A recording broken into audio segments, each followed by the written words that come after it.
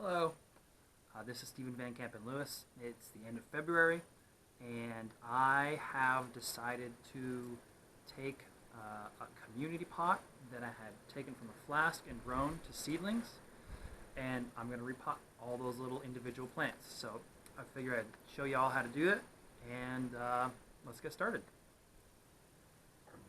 So first, I want to show you this. This is the community pot that I plan to repot into individual little pots. So I think it was about a year ago that I got a flask of these guys from my friend Cecily, and she had taken two of her really great coerulea clones and crossed them, and she created or recreated Cattleya General Pau, and Pau is P-A-U. General Pau is Cattleya labiata by lueddemanniana. And so what's really interesting about this is that both of the parents are coeruleas, and we're obviously hoping for coerulea offspring when you're taking two coerulea parents and crossing them, but I don't personally know if the coerulea mutation for lueddemanniana and labiata are the same. So there are at least two different mutations for coerulea in Cattleyas, and when you cross a Cattleya coerulea with another Cattleya coerulea that has a different coerulea mutation, you'll get a typical colored plant, or a tipo. Typically it's usually lavender, and so if that is true for this cross right here, these guys will bloom lavender. But if it's the same coerulea mutation for labiata and lueddemanniana, a significant portion of these, hopefully all of them, will bloom out coerulea. No matter what color the flowers ultimately will be, I need to get these guys into smaller pots. So I'm going to take you through the process and show you exactly how I do it. Now, first of all, before I even get started, I like to have all of my materials in one spot so that I don't have to constantly be moving around. And I'm going to show you what those materials are right now. So, I have in front of me a pile of stuff that I'm going to use, and I'll show it to you right now.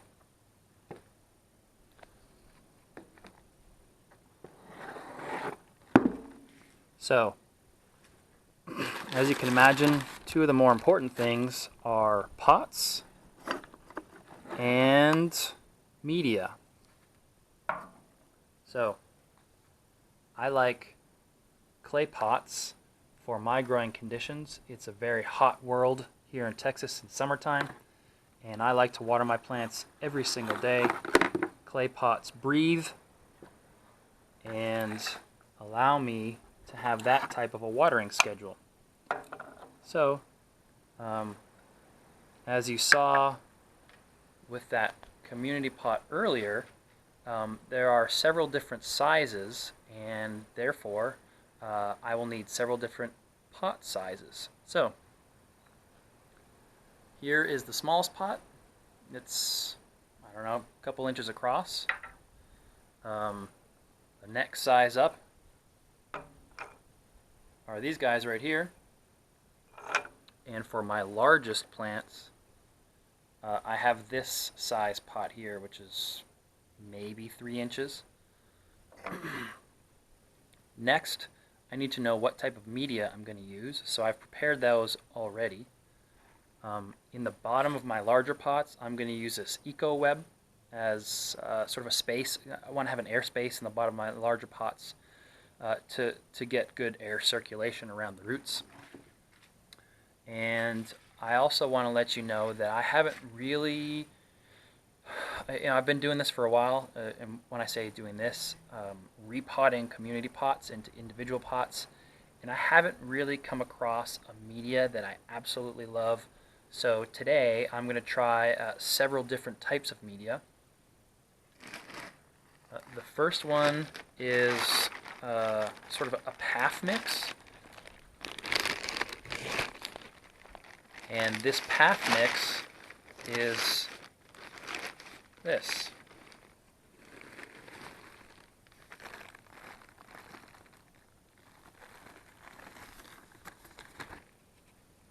This is basically small grade bark mixed with perlite, so that's one of the mixes I'm going to use.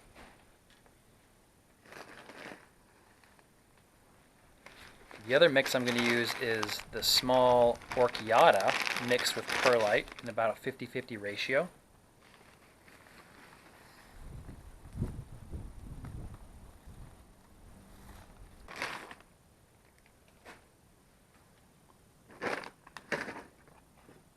And the third type of mix that I'm going to use today, well, I mean the first two are very similar to one another, but the third mix is going to be a cypress mulch that I have never used before, and I've added about 50% perlite, and it's right here.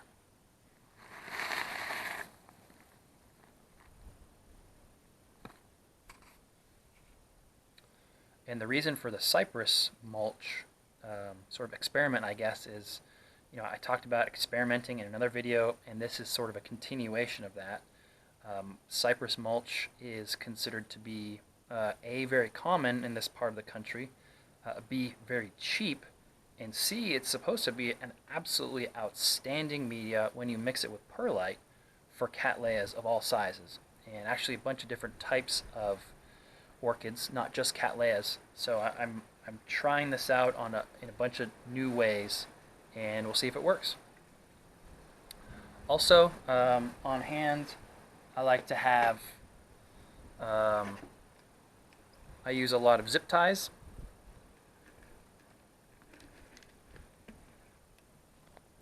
I find these are very useful for tying the plants down into the pots and just making sure that there's absolutely no way that they move, and that really promotes good root growth. A plant that wiggles around in the pot its roots are typically going to die fairly quickly.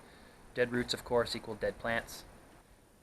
And finally, as you know, I like to do time-release fertilizer. I am going to sprinkle, sort of take a pinch, I guess, of purely organic fertilizer, which is a fertilizer mix that I first learned about in Orchids magazine from Sue Bottom in May 2017, and I have a whole lot of it left, so I need to use it up. So here it is.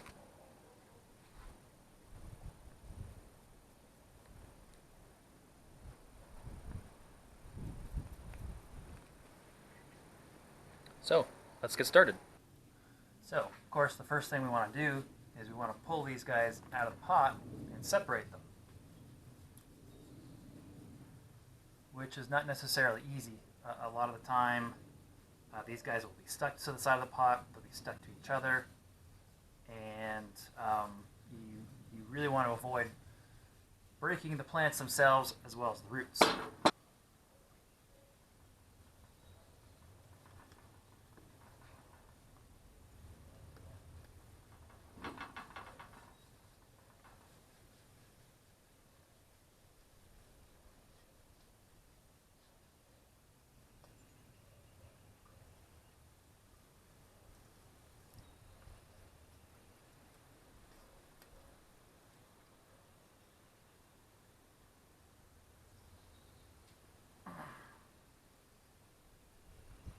So, the inside of the pot, you can see where the roots, some of the roots of some of the plants are still left over. It's not ideal, but it is what it is.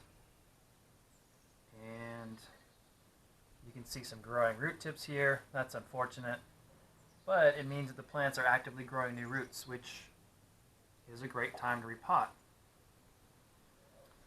So as you can see here, we have a pretty healthy ball of plants, and those root tips that I showed you in the pot, I think are probably these guys right here, and I see more root tips here and here, so this is a good thing. This means that we are repotting at the correct time.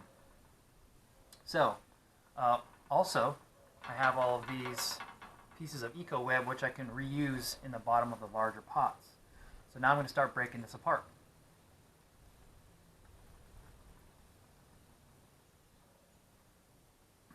As I'm breaking this apart, I try to create several size classes. So these guys are very small. This guy is exceptionally small. He'll probably end up getting thrown away.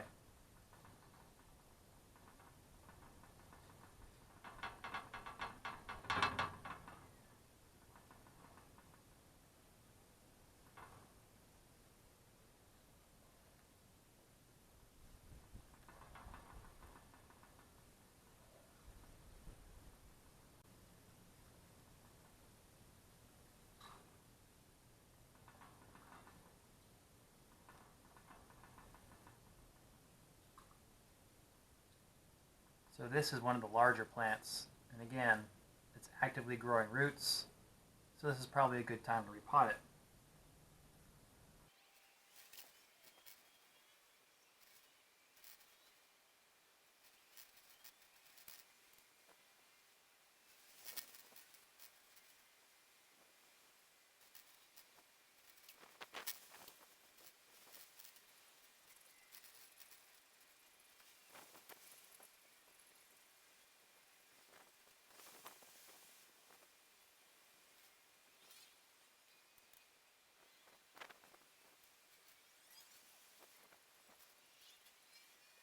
So I've got about 44 plants. As you can see, I've broken them up into small category, medium-sized category, and a larger size category. For the small ones, I think what I'll end up doing is putting these all back into sphagnum here, probably the same sphagnum, into one single pot. I will pot up these medium-sized plants individually into these sort of smaller pots, and then I'll take these larger guys and I'll pot them into big pots. So I will show you what I do with the pots. I'll repot one or two of these guys, and then I'll repot them all and show you what it looks like at the end.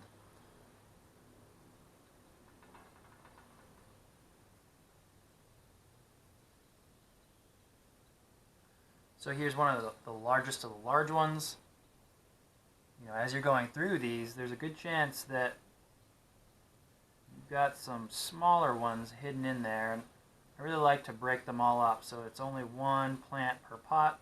So this little guy was stuck in there, and I think this particular one, which has a new growth right there and a bunch of new roots coming out, is perfect all on its own. So I'm going to take this larger pot, which is kind of cracked, so I'll put that aside. I'll take this guy,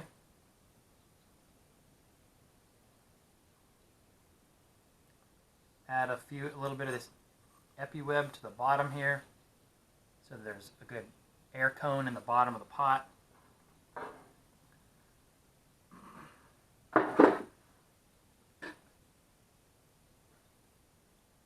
I'm going to try some of this cypress mulch.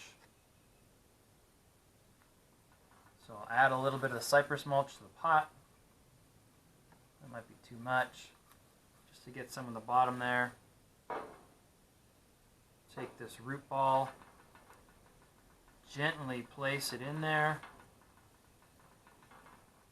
And at this point, it's not that much different from potting the larger plants.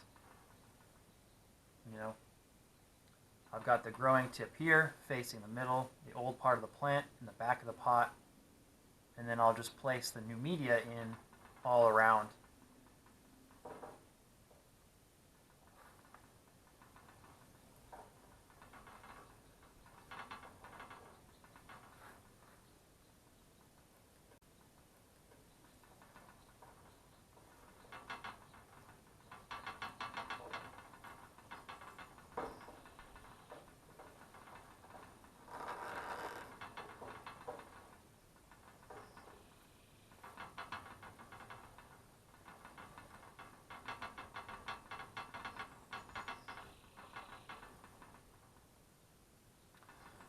And there we have it. This is the first potted one. It's in there pretty tightly. As you can see, that's a good tight plant. Nonetheless, notice the wiggle here. So if there's any kind of a breeze or wind, this will wiggle and kill the root. So what I'm going to have to do is I'm going to take some, a little cane and put it in here and stabilize it. I'll be right back. So I have a pile of these bamboo canes here. Break it off at the node. Get one of my zip ties here, the smaller ones.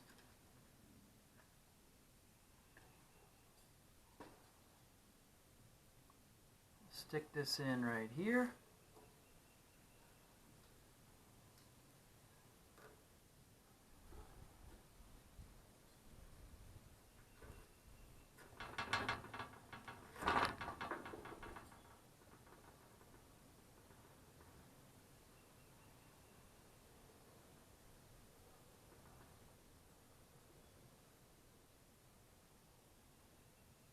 I'll attach the zip tie to the newest mature growth.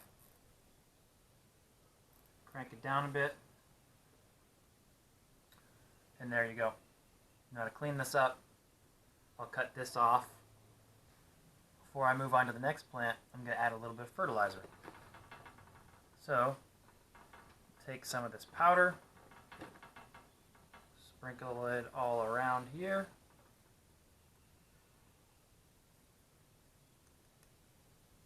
And I'm mostly done. The last thing that I'll do is I'll make a bunch of name tags, and I'll stick a name tag into each individual pot, and presto, I'm done. Now I want to show you how I'm going to do these medium ones. These medium-sized plants, as you can see, are a little smaller. I'm going to take them and put them in these smaller pots here. This one is full of spider goop, so I'm going to avoid that one. I'm going to put it in here, and as you can imagine, this size of eco web takes up most of the space in the pot, so I'm not going to use that here. I'm simply going to take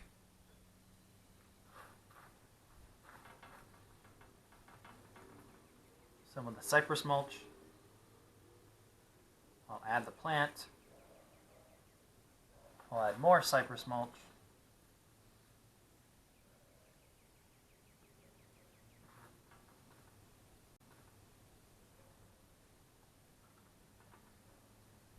And really jam it in there.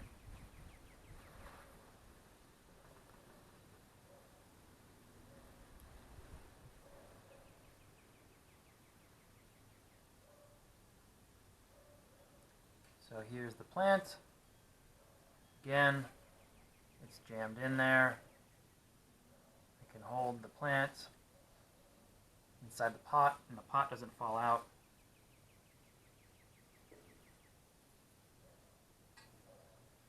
It's a little wobbly, so I want to take the cane, get one of these, and break off this extra end here.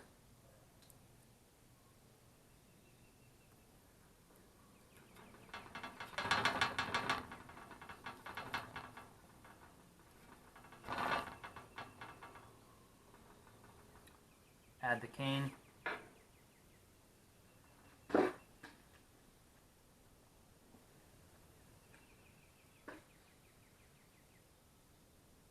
Attach it to this new, nearly mature growth.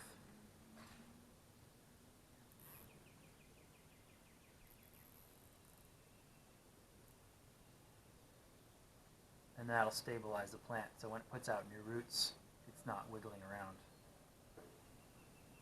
Finally, of course, I'll add another pinch, albeit a smaller pinch, of the fertilizer, and I'm done. Set this guy aside. So as you can imagine, I'm not going to sit here and repot all these in front of you. I will pot them up and I'll show you what it looks like at the end. Alright, this is the product of the work. I've got about 25 or 26 of these guys in individual pots. I have the smallest ones that I put back in here and sphagnum into this pot, sort of as another community pot. Hopefully they'll be able to come out in about a year from now, I guess. I typically find that when I put them back into the community pot like this, there's a pretty high mortality rate.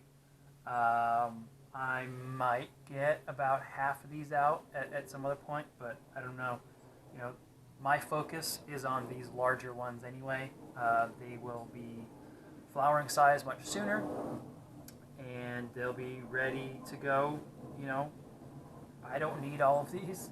I will probably end up selling, I don't know, a third to a half of them in a year from now. And of course, as these guys outgrow their pots, you know, the media that I've used will last a long time, so I won't even pull them out of the pots. I'll simply put them into a larger pot and then add media around around this pot, and so the plant can just kind of sprawl out into the new pot, and we'll get bigger and bigger from there. That's typically how I do it. So, you know, as always, if you have questions or comments, let me know, and I will try and answer them as quickly as possible. See ya.